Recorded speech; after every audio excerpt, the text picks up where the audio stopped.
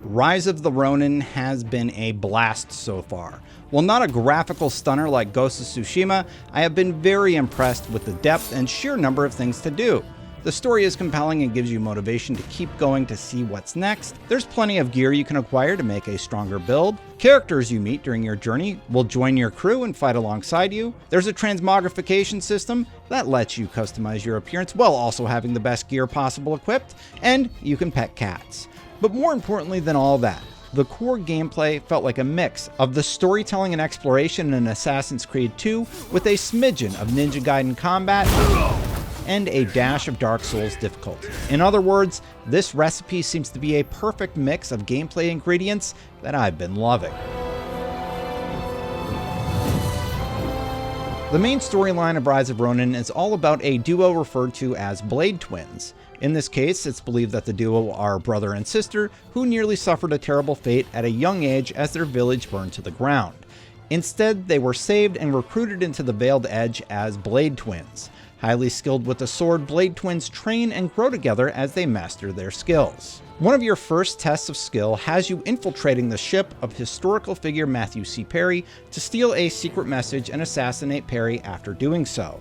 This section does a good job of showing off a few stealth elements of Ronin, and also showcases combat with the footage PlayStation sent us to use for this preview. Combat will require precise timing for counters, and you'll need to pay close attention to your ki gauge, which is basically a stamina meter. Getting hit too much while blocking will deplete your ki, but parrying your opponent or damaging them will result in a loss of their ki. Deplete all their ki, and they'll be left open for a devastating attack. The back and forth is a lot of fun in practice, but it's not easy to hit that perfect timing. Each encounter also allows you the opportunity to use stealth to infiltrate an area, and you can take out a few enemies without being seen. But in almost every situation, there will be higher powered foes that will require you to know the combat basics to defeat them and move forward. So while I built a character with a speech trait that opened up some unique dialogue options for me, there's no escaping those necessary combat beats that Ronin does quite well.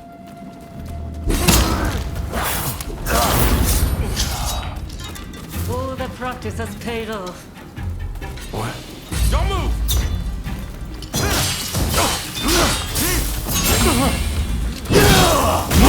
After this introductory section, Ronin really opens up. Our preview window promised 2 hours of playable content, but it turned out it was much more than that. We were given access to a large open world that included countryside towns and open fields, as well as city spaces with different types of missions located at each. In these sections, you can choose to take on story quests, side quests, customize your longhouse, or play minigames alongside other activities I probably missed. The provided footage we're allowed to use in this preview does a good job of showcasing a smattering of options available to players, but even this feels like it's just a glimpse into what's available, as I haven't even played some of what you're seeing yet. One notable mission in the footage was a story beat where I fought alongside the eccentric Ronin to gain his allegiance in one of the battle missions. In our preview, battle missions allow us to gain ally allegiance as part of core story missions. These are fun excursions that have bonus objectives like defeat 3 formidable foes, and will have an impact on the overall story you wind up experiencing. The main objective in this case was to defeat Gonzo and decide his fate before looting some forged documents that would complete the quest. I could have murdered him right there, but I instead chose to spare Gonzo. Fast forward to the open world section, and I meet a character in the middle of nowhere asking me to deal with a person who swindled him out of money. Who did it turn out to be? None other than Gonzo, who is getting into trouble again even after I spared him earlier. This time I can finish him for real or have him join my crew.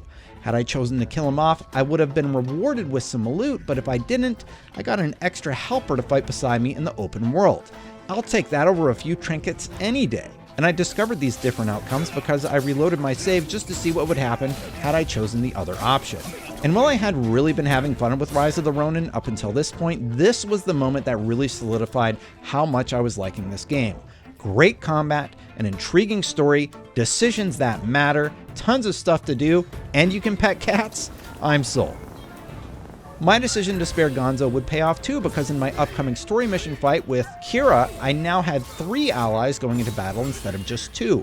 Myself, the eccentric Ronin, and Gonzo were an unstoppable trio ready to take Kira down. And that's just in the opening missions. I am tremendously excited to see who else I can recruit into my group. These were the core missions that we got to experience in our preview, but there's a lot more to do. While running in the open world, you might come upon towns that are overrun with troublemakers that you'll need to dispatch to restore order. There are mini games like the Gatling gun firearm range that was teased in the footage Sony sent over, or the glider mini games that challenge you to break all the targets floating in the sky. And while they didn't show much of it in the video that we're allowed to use, there's an entire gear system at play that encourages you to learn different weapons and use tools like the sub-weapon class that includes things like throwing stars, rifles, bows, and more for combat to get a leg up in battle. That's in addition to your main weapons, by the way, which have a smattering of samurai classics. Rise of the Ronin is poised to give players a lot to dive into, and while it doesn't quite live up to PlayStation's first-party open-world exclusives in the graphics department, the developers at Team Ninja have focused on what's important. An engaging story that has a great hook to keep you exploring, a fun gameplay system that will keep you striving to perfect your skills, and all of that is found alongside a smattering of fun activities to challenge yourself with. I can't wait to see how it all comes together when Ronin launches later this month. For more on the latest upcoming games, don't miss our previews of South Park Snow Day and my real final preview of Dragon's Dogma 2. And for the rest of your gaming news, previews, features, reviews, and game help, stay here on IGN.